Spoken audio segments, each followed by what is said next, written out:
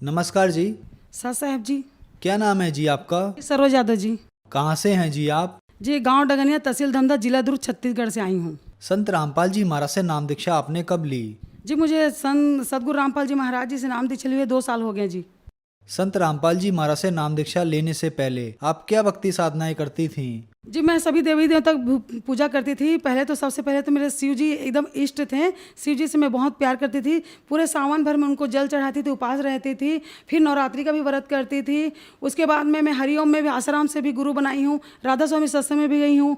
और इसके बाद ना ईसाई धर्म में भी कन्वर्ट होने वाली थी, वहाँ भी गई हूँ। उसके बाद ओम शांति में ना 5 साल में साधना की हूँ जी। तिरुपति बालाजी गई हूँ, वैष्णो देवी भी गई हूँ। 17 घंटा का यात्रा करी हूँ, पैदल यात्रा। हमारे छत्तीसगढ़ में जो डोंगरगढ़ है धर्म स्थल, वहाँ गई हूँ। तो फिर आप संत रामपाल जी महाराज की शरण में कैसे आईं? जी सभी जगह धक्के खा के जब सभी निराश हो जाते, सभी दरवाजे बंद हो जाते हैं, सभी हॉस्पिटल बंद के दरवाजे बंद हो जाते हैं और सभी मंदिरों के दरवाजे बंद हो जाते हैं, सभी तांत्रिकों के तांत्रिक विद्याएं काम करना बंद कर देती है, फिर आदमी हताश होकर आत्महत्या करने जाते हैं जी। जब आत्महत्या करने गई तो किसी ने प्रेरणा किया कि पूर्ण संत इस धरती पर आए हुए हैं, क्यों ना उसी से नाम दीक्षा ले लें जी। ऐसी क्या मजबूरियां आईं कि आप आत्महत्या करने के लिए मजबूर हो गईं? क्या परेशानियां थीं आपको? विस्तार से बताइए। जी मुझे तो पहले तो मैं 2010 में हम लोग बहुत सुखी थे। मेरा लड़का जब 5वीं पढ़ता था, 6वीं में जब गया तो हम लोग ना, हमारे तहसील धमधा है, वहाँ पर ही हम लोग ओम शांति का केंद्र है। ओम शांति का केंद्र है तो मेरा बेटा वहाँ जाने लग गया। जाते जाते ना बोलता कि मम्मी मुझे ना शिव बाबा दिखते हैं। तो मैं बोली क्यों, पगला गया है क्या तू रे? तो बोलते नहीं माँ, शिव बाबा दिखते हैं, मैं जाऊँगा। तो मैं बोले ठीक है, मैं भी जाऊँगी। तो बोलते कि हम लोग गए वहाँ, नाम दीक्षा ले लिए। बोले पवित्रता धारण करना पड़ेगा। तो मैं पवित्रता धारण की हूँ। पति पत्नी का जो होता है सब दूर हुआ। मैं मतलब साधना करने लगी, साधना करने। जब साधना करते करते करते बहुत नील हो गई, ऐसे मैं यहाँ धरती से ऊपर आकाश में उड़ जाती थी। और मुझे मतलब ब्रह्मा बाबा जो है, प्रजापिता ब्रह्मा जो है, वो उनसे बात करती थी, वो दिखाई देते थे मुझको।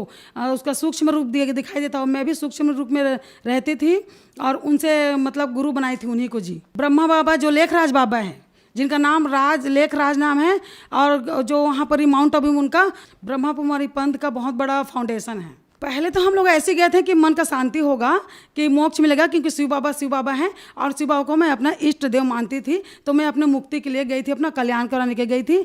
लेकिन वहाँ जाने के बाद में मेरे घर में इतने सारे भूत प्रेत और घर में आने लग गए, पीछा करने लगे, साथ में सोने लगे, साथ में खाने लगे, इतना तांडव करने लग गए।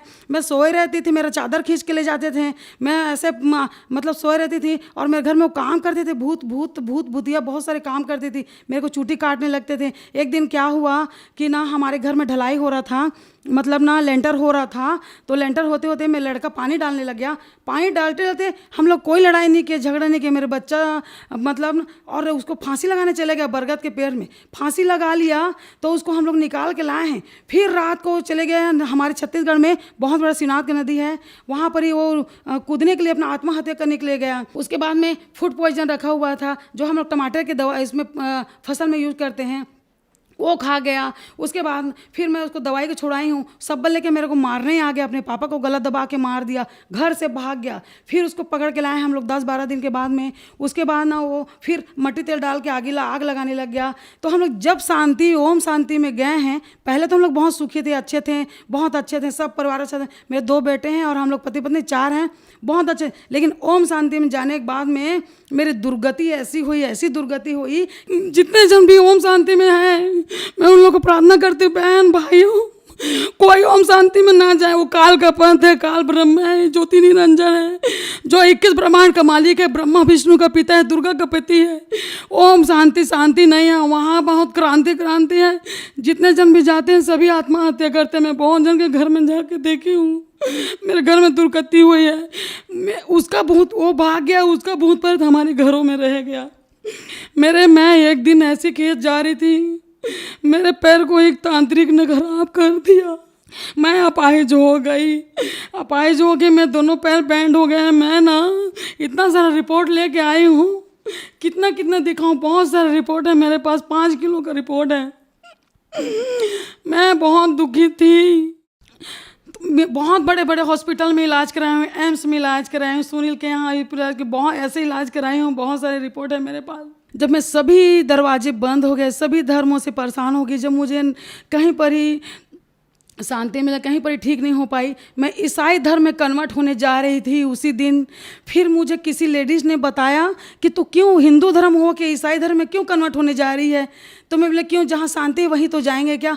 बोले कि नहीं, हमारा यादव जो कृष्ण है क्या वो कम है क्या, उसका सुदर्शन चक्र कम है क्या, एक चक्र चलाने से कितने सारे सभी को एक कर देते हैं। तो बोले कि नहीं, बोले बहन ठीक है मैं ईसाई धर्म में नहीं जाऊँगी। फिर मैं घर आ गई। घर आने के बाद में मैं घर आई तो मैं बहुत दुखी रहने लगी। मुझे अस्थमा भी था। अस्थमा ऐसा था कि मैं बहुत अस्थमा था। मैं 24 घंटा गर्म पानी पीती थी।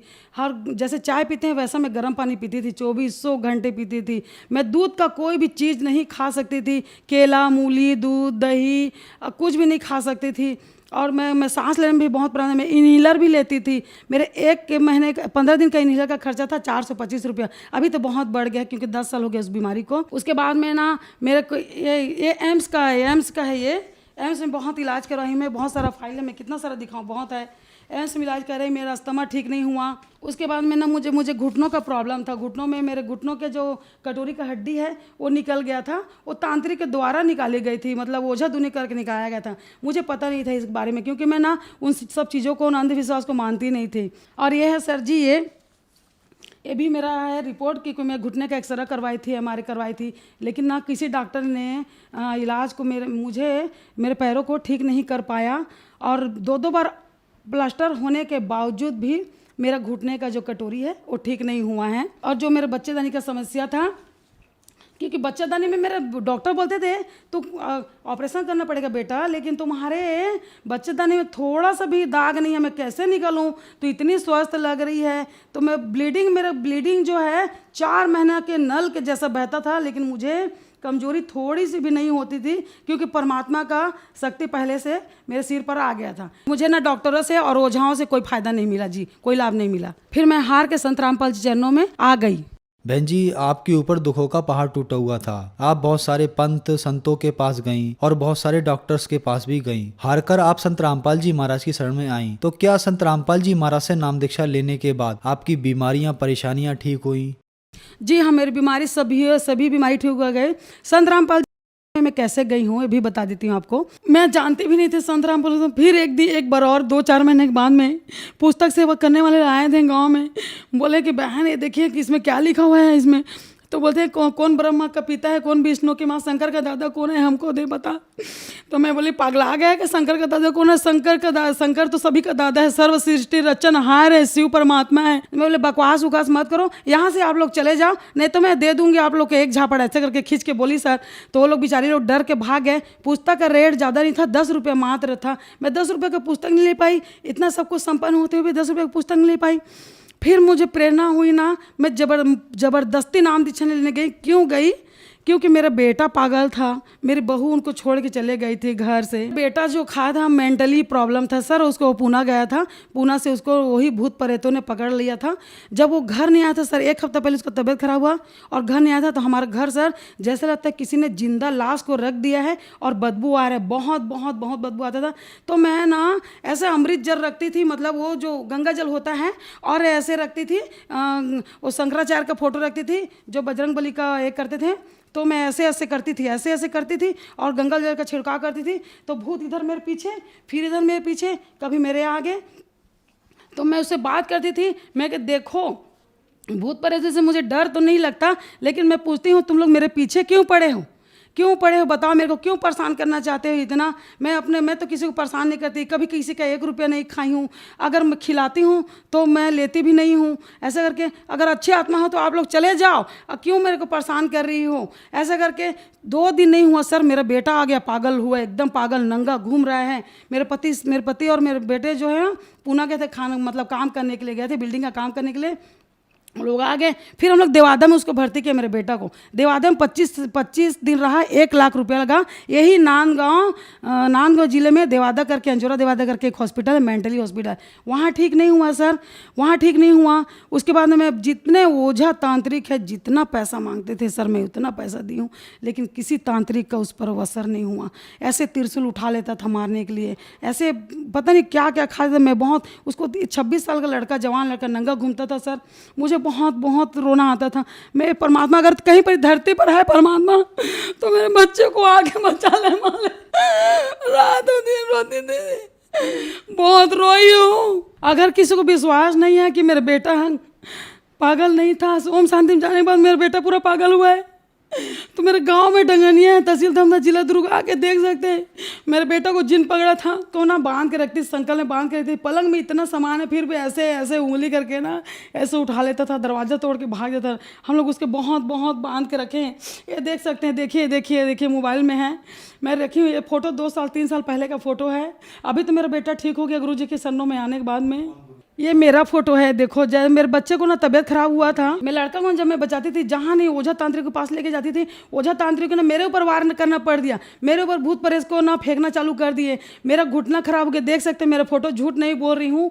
मेरा हाथ में पूरा चिपक गया था हड्डी, और दोनों घुटनों का जो कटोरी है निकल गया था। एक तो भी सेट हो गया मालिक के दया से। संत रामपाल जी महाराज की शरण में आने के बाद आपको क्या लाभ मिले? हाँ जी, बहुत लाभ मिला है मालिक के चरणों में आने के बाद में। मालिक ने पूरे मैंने मुझे ऐसे उठा लिया जी, ऐसे अपने हथेलियों में उठा लिया, अपने पलकों पे बिठा लिया है। सदगुरु रामपाल जी महाराज ने पूर्ण परमात्मा है, धरती पर आए हुए हैं, कबीर परमात्मा के अवतार है। गुरु जी से नाम दीक्षा ली हूँ। जब नाम दीक्षा लेके आई ना सदगुरु रामपाल जी महाराज से, बहुत परेशान थी। जो 3 साल से मेरा घुटना नहीं मुड़ा था, वो 3 दिन में आरती में बैठने के बाद मेरा घुटना मुड़ गया। और ये जो मेरा हड्डी चिपक गया था, ऐसे ऐसे नहीं होता था, अभी भी नहीं होता, थोड़ा थोड़ा बच्चा है, मतलब ऐसी है, तो वो भी सब ठीक हो गया। मतलब ना 1 हफ्ते में ना मेरा अस्थमा भी ठीक हो गया, और मैं सभी हो गया। मेरा लड़का भी जो मेंटल था वो भी घर वापस आ गया, वो भी नाम दीक्षा ले लिया, उसकी पत्नी भी आ गई, मैं नाती भी आ गया, सब हो गया। परमात्मा एकदम अच्छे रखे। पहले मैं साइकिल भी नहीं ले सकती, घर में 2-2 बाइक हैं, और अभी 1 हफ्ता हुआ है मैंने 8 लाख का गाड़ी टाटा सोमो लिया हुआ है, सदगुरु रामपाल जी महाराज की कृपा से। बहन जी, संत रामपाल जी महाराज से नाम दीक्षा लेने के बाद आपका उजड़ा परिवार बस गया, आपकी बीमारियां भी ठीक हुई। तो जो महिलाएं आपको देख रही हैं, आप उनके लिए एक जीता जागता उदाहरण हैं। उन महिलाओं के लिए आप क्या कहना चाहेंगी?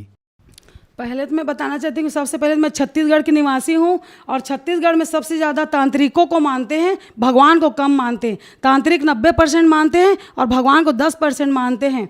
तो मैं जितने भी छत्तीसगढ़ के निवासी हैं उन लोगों को ना प्रार्थना करना चाहती हूँ कि तांत्रिक को चक्कर में मत पड़ो, अपना पैसा बर्बाद मत करो, समय मत बर्बाद करो। धरती पर भगवान आए हुए हैं, इन नाम दीक्षा लो, अपना कल्याण कराओ। और भी बोलना चाहती हूँ, जो ब्रह्मा कुमारी में जुड़े हुए, खास करके ओम शांति में जुड़े हुए हैं, जो कुंवारे हैं, कि बोलते हैं कि हम पवित्र रह के हम अपना स्वर्ग में जाएंगे।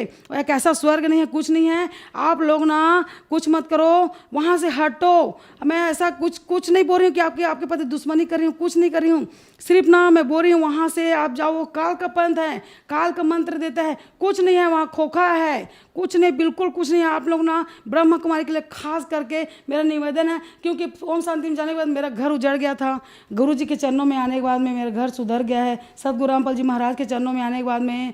और जो लोग दुखी है भाई बहन है, कई टीवी चैनलों पर सदगुरु रामपाल जी का सत्संग आता है, उसमें एक पीली पट्टी चलती है, उस पीली पट्टी में नंबर लेकर आप कॉल कर सकते हैं, जानकारी ले सकते हैं, नाम दीक्षा भी ले सकते हैं, और फ्री बुक भी मंगवा सकते हैं। और छत्तीसगढ़ में कई नाम दाम केंद्र है, तो आप कॉल करके पता लगा सकते हैं और नाम दीक्षा ले सकते हैं, और अपना कल्याण सदगुरु रामपाल जी आए धरती पर आए हुए अपना मोक्ष कराएं। धन्यवाद जी। सत साहेब जी।